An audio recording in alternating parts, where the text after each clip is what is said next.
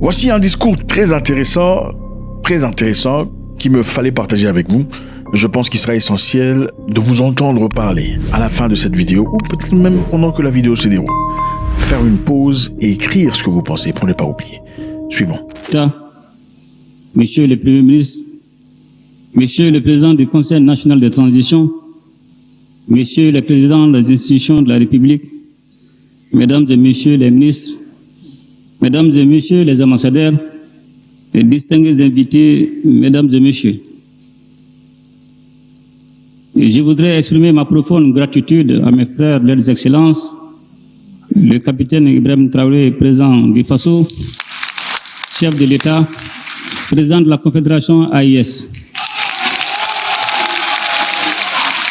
et le général d'armée Abdraman Chani, président de la République du Niger,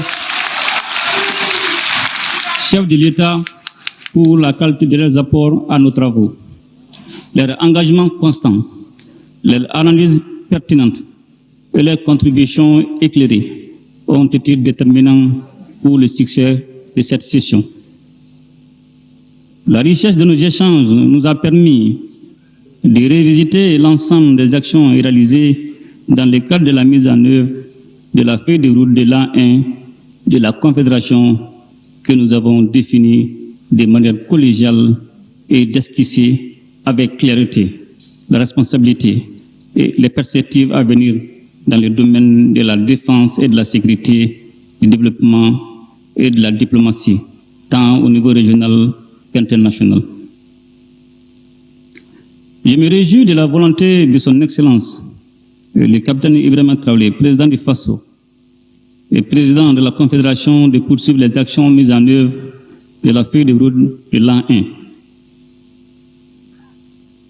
Cette feuille de route de la Confédération doit rester notre boussole et guider nos actions tout en lui donnant une nouvelle impulsion. Sous le leadership de son Excellence, le capitaine Ibrahim Traoré, président du Faso et président de la Confédération, à travers la mise en œuvre des projets et programmes prioritaires et la poursuite des actions permanentes qui y sont inscrites. Notre Confédération est aujourd'hui une organisation intergouvernementale dotée d'acquis majeurs, une architecture de défense collective opérationnelle, une dynamique d'intégration économique en construction et une action concertée en matière diplomatique. L'AES est désormais une réalité politique et géopolitique dont la voix compte sur la scène régionale et internationale. L'ancrage profond dans les réalités sahéliennes, fondé sur les aspirations de nos populations, notre solidarité, notre héritage culturel, notre sens du sacrifice, notre résilience collective, ainsi que l'accompagnement constant de la jeunesse sahélienne et panafricaine nous a permis de faire face à de nombreux défis, en particulier en matière de sécurité, de lutte contre le terrorisme et de développement. Excellences, Messieurs les Présidents, Mesdames et Messieurs les distingués invités, les succès enregistrés par nos forces de défense et de sécurité dans la lutte contre le terrorisme confortent pleinement notre choix historique, celui de prendre en main notre propre destin et d'affirmer notre souveraineté pleine et entière. Je tiens à leur rendre un vibrant hommage pour leur action quotidienne sur le terrain, action parfois menée au prix du sacrifice ultime pour préserver l'unité et l'intégrité de nos territoires ainsi que le bien-être de nos populations. Aujourd'hui, nous pouvons le dire avec force, la paix a changé de camp. Les terroristes sont traqués jusque dans leur dernier retranchement, en dépit des appuis persistants dont ils bénéficient de la part des sponsors internes et externes.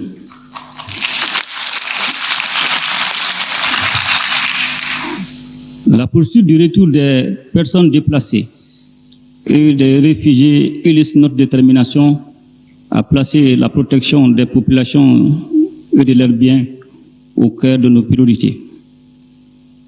Le mouvement favorise également la restauration de la cohésion sociale et le renforcement de l'entente entre les communautés. La création de la force unifiée constitue à cet égard l'une des manifestations les plus éloquentes de notre volonté commune de mutualiser nos efforts et de relever ensemble les défis sécuritaires dans un contexte régional exigeant. Et je voudrais, à cette occasion, réitérer mes remerciements aux pays amis pour leur coopération et leur soutien multiforme à la paix, à la sécurité et à la stabilité de notre espace confédéral. Excellences, Monsieur le Président, Mesdames et Messieurs, distingués invités. Sur le plan du développement économique et social, en plus de la définition des politiques et programmes communs, des résultats concrets ont été enregistrés.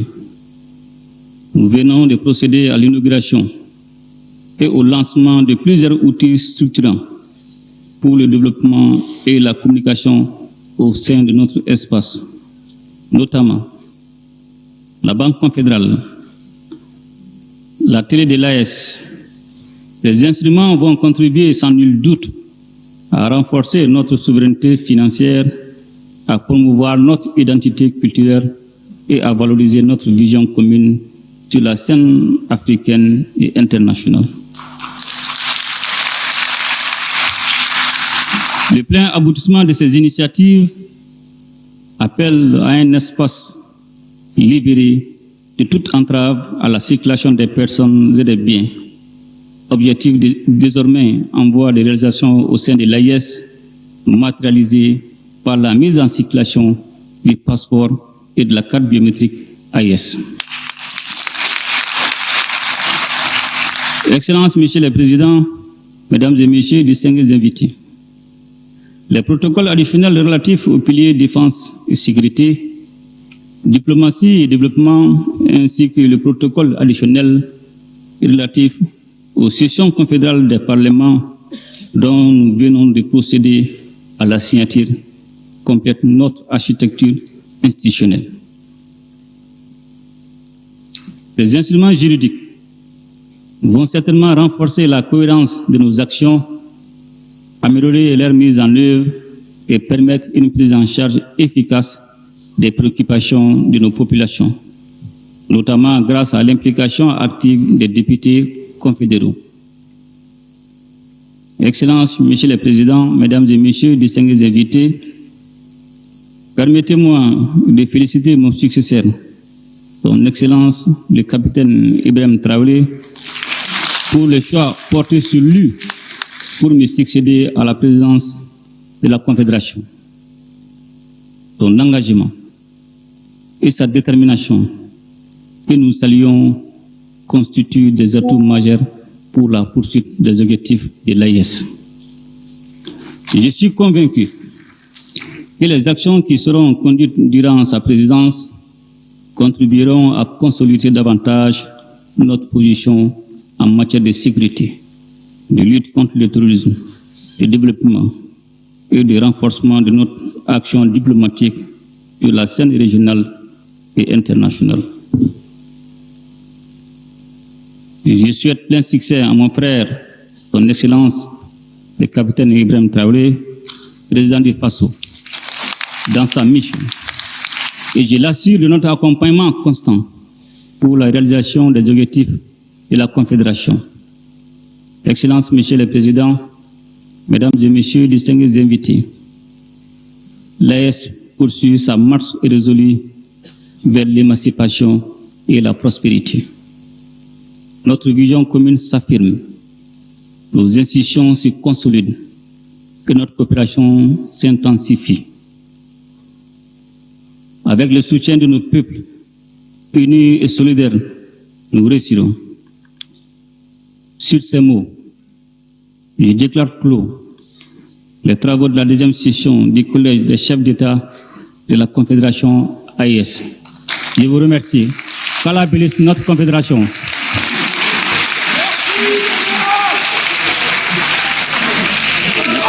Très bien. Encore une fois, faites-moi savoir ce que vous en pensez. Je pense que c'est très intéressant comme discussion. God bless.